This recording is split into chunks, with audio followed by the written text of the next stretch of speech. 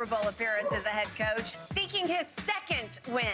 Reid is fifth all-time for the most coaching victories, with Bill Belichick as the only active coach ahead of him. All right, Shannon, Andy Reid, would you put him on your Mount Rushmore of NFL coaches? No, Skip. And I think Big Red is a great coach, but he can't make Mount Rushmore. My Mount Rushmore, number one, Coach Belichick. Number two, Coach Lombardi. Number three, Bill Walsh. Number four, Don Shula. Don Shula coached 33 seasons, posted 31 winning seasons. We know what Coach Belichick did. 9 conference titles, 6 Super Bowl wins. Coach Walsh, the innovator of the West Coast offense, 3 Super Bowl wins, and Coach Lombardi. The man was so great, they named the trophy after him. They did. Shortly after his death. Yep. You don't get any better than that. You don't. Those would be my 4, followed closely by Chuck Noll in the 5th spot. Okay, that would be my Mount Rushmore. Okay, so this was another question I got on yesterday's podcast, and it may be slightly sarcastic, but there's reality to it too, because Andy Reid's starting to live at the Super Bowl. Yes. And unlike most coaches, he kind of looms over this Super Bowl because he is a larger-than-life figure in more ways than one. He's a huge man. He's like the NFL Santa Claus. He's Big Red, right? Yes. And we give him huge credit for being the innovator and creator and trigger puller of this offense, right? And I told you I'm going 50-50 with the credit that he would share with him and Mahomes. And I usually don't go nearly that high. But I'm going to say it again. He was 14 years the Eagles head coach. And as a Cowboy lifelong diehard, I didn't fear him because they never played high-level defense. They had some good defensive players on those teams, as you well know. Some you share the Hall of Fame with. Yeah.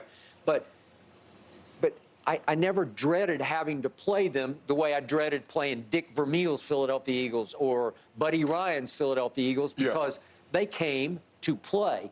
They came to knock you on your tail, and they did. And Andy's teams were all finesse. It was usually all offense and a semblance of defense. Right. So I'm sort of a prisoner of the 14 years he was in Philadelphia, and I probably don't give him enough credit for 10 years now. He's 10 years in Kansas City. Yeah. And as you point out, they're much more on the edge of a dynasty than the Eagles appear to be so far. So it's hard for me to vault him onto the Mount Rushmore, because he could get there. He's not that old. Do you think he's been around for a long time? He's 62, so it's not like he's ancient. Right. He's got a lot more football left. So my issue with you remains Bill Belichick. I'm going to tell you the truth. He has fallen off my Mount Rushmore completely. Off? Yep, he's completely off. Bill Belichick, I'm going to frame this for you.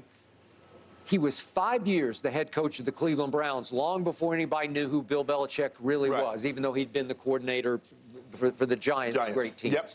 But as the coach in Cleveland, they missed the playoffs 4 out of 5 years. Yes. He went 36-44 as the head coach there, 36-44. So I don't think he was actually Mount Rushmore bound as the Cleveland Browns head coach. And then he goes to New England, and people forget the first year Tom Brady was there, but he wasn't playing. They went 5-11. And the second year, before Brady sort of fell out of heaven into their lap, with Drew Bledsoe as the quarterback, they start off 0-2. So Bill Belichick, before Brady came into play by fate, where Bledsoe got hurt and they were forced to go to Tom Brady, he was 41-57 as a head coach. 41-57. So he was 16 games under 500. I'm not impressed. It was Tom Brady. Even you have admitted of late, Brady had a whole lot to do with making Bill Belichick. A lot more than I previously thought. Okay?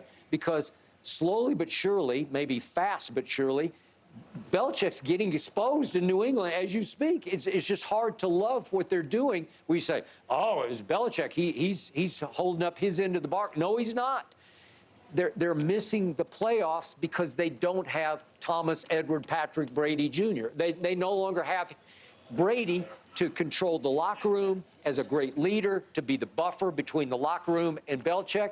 I don't think you would have lasted 10 minutes with Bill Belichick because you're too proud and principled about who you are and how you were raised. And if he's going to talk to you the way he talked to most players and got away with it, Shannon Sharp's going to say, hell with that. Well, I think the thing is, Skip, is that a lot of the guys that came there, that's why you didn't see a whole lot of guys that once they got there have a whole lot of success. I mean, I'm thinking about Chad Ochocinco because you definitely have to leave your ego at home. You can't check it at the door because if he turns his back, you might go get it again. So he made you leave your ego at home. I think the thing is, Skip, you make some very compelling points about the previous record.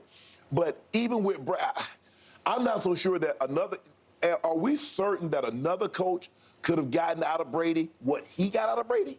Or could Brady have gotten out of himself what he got out of himself? Okay. Obviously, Bill was a great defensive coordinator. Yeah. That's what he did because he had no hand in offense. And then last year he tried to say, watch this, I'll be Brady, I'll control the offense. I still think he called a bunch of the plays last year, and it was a disaster. He's a defensive coordinator. That's what he did for Parcells with the Giants. What do you think about him as a motivator? I think it was all Brady. I just do. 'Cause you see him. I mean, I don't think he inspires you when you watch him on TV, right?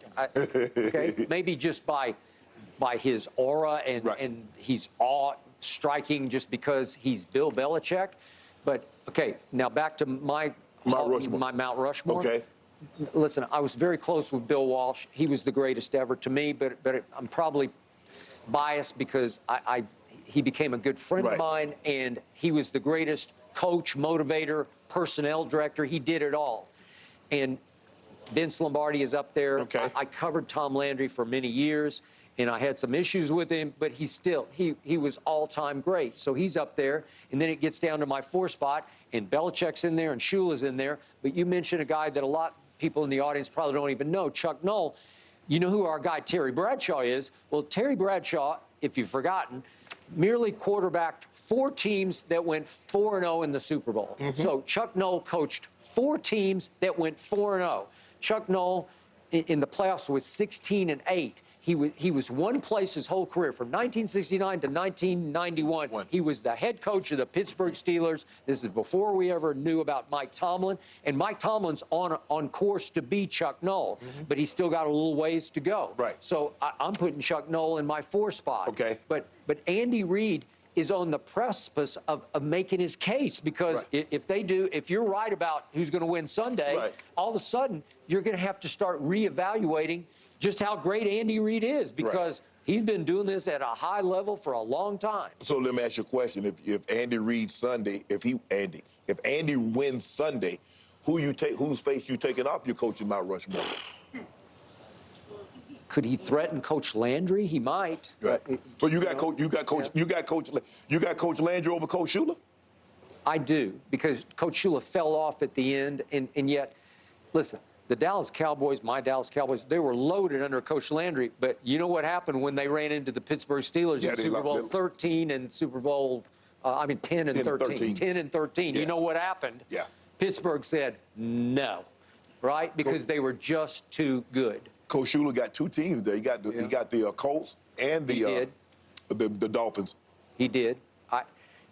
We need to wait on Andy Reid. I need to wait and see because he's got a lot more football he's going to coach.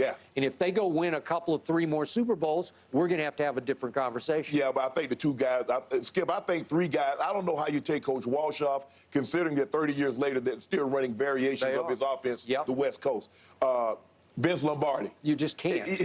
Well, it's like synonymous with why we're here. Exactly. Everybody knows what that trophy is. And then I can't take Coach Belichick off, Skip. I can't. 9 conference titles and 6 Super Bowls, Skip. 6. 6. He should drop to his knees every morning when he wakes up and say, thank you, God, for Tom Brady. You know what? I was just thinking, Skip, I don't know if you know this. Do you know they won 6 Super Bowls since the Cowboys last went to a championship game?